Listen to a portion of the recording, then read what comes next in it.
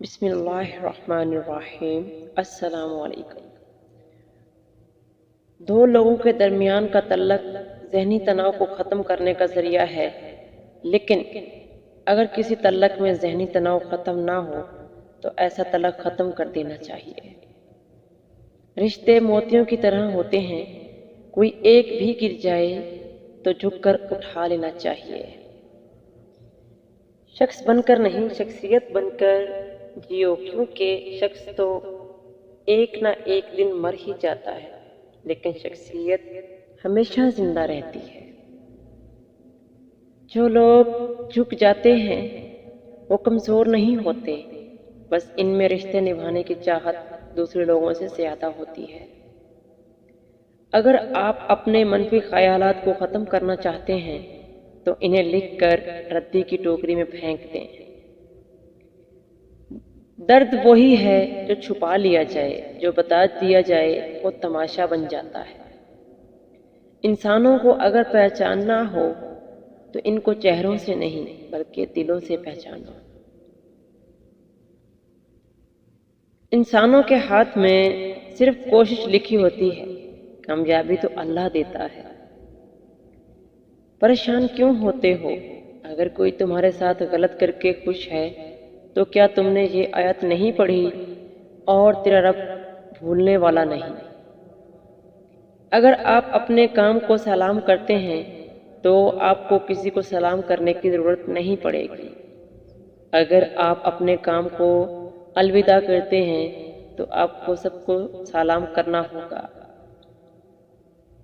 کسی کے اکتائے ہوئے لہجے، تھکے ہوئے الفاظ، لفظ اور بے مروت رویے کا آخر آپ کو بھی تلخ کر ہی دیتے ہیں۔ معافی مانگنے میں پہل کرنا بہادر ہونے کی نشانی ہے۔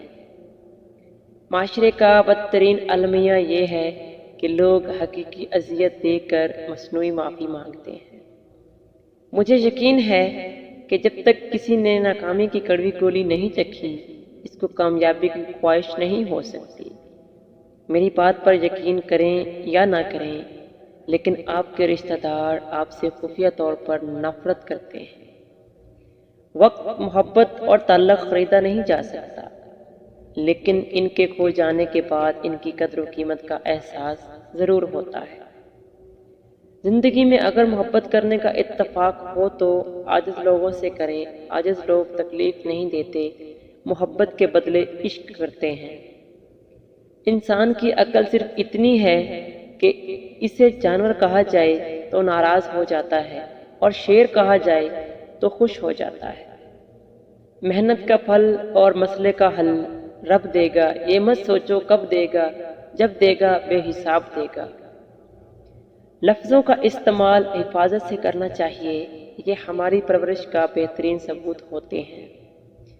جدید دور کے غلام زنجیروں میں قید نہیں بلکہ ان کو مقروض کیا گیا ہے۔ اپنی زبان کو زیادہ بولنے سے روکنا بڑی نیکی کی علامت ہے۔ ہر وقت خاموش رہنے والے لوگ زیادہ خطرناک اور ذہین ہوتے ہیں۔ ہر انسان اس انسان کی باتیں چپ چاپ سنتا ہے جسے کھو دینے کے ڈر سے اسے سب سے زیادہ رہتا ہے۔ دل کا سکون پانے کے لیے دلوں کو سکون دینا لازمی ہے۔ جب تک دوسروں کے دل آپ کی وجہ سے بے سکون رہیں گے، آپ کو بھی سکون نہیں مل سکتا۔ کوشش کرو کہ تم دنیا میں رہو، دنیا تم میں نہ رہے، کیونکہ جب تک کشتی پانی میں رہتی ہے تو تیرتی رہتی ہے، اور جب پانی کشتی میں آ جاتا ہے تو کشتی ڈوب جاتی ہے۔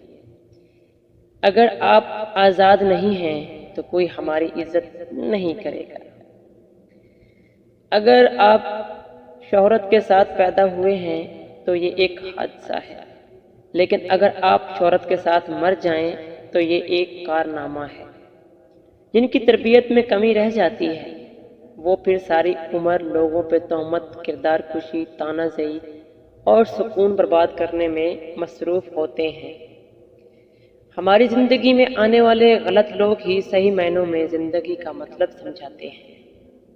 اگر کوئی شخص آپ کو پسند نہیں کرتا یا کسی شخص کا دل آپ سے برا ہو گیا ہے اور اس شخص کے دل سے اپنی نفرت کو نکالنا چاہتے ہیں تو آپ یہ 3 کام کر سکتے ہیں۔ نمبر 1، آپ اس شخص کو اپنی زندگی سے نکال دیں۔ نمبر 2، آپ کبھی اس شخص کے برے سلوک کا جواب مت دیں، یعنی وہ برا سلوک آپ کے ساتھ کرے آپ اس کو ہمیشہ اگنور کر دیں۔